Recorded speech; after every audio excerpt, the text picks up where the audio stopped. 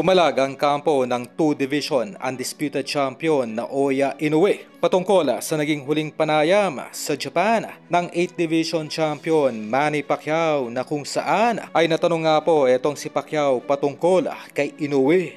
At sa naging huling panayam nga po ay mistulang walang interes itong si Pacquiao sa mga accomplishment o yung mga narating ngayon nitong si Inoue.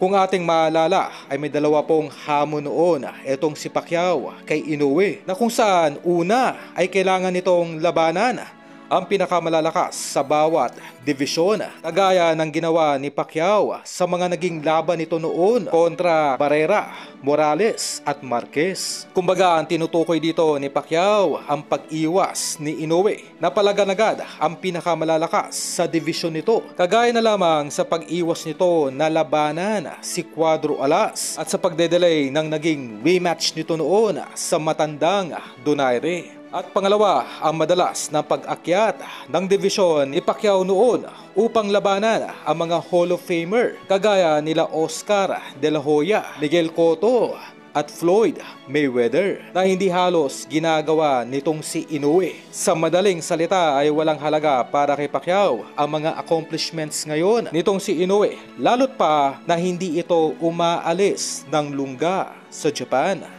At isama pa natin ang malayang pagtuturok nitong si Inoue sa Japan na hindi nito magagawa sa Amerika.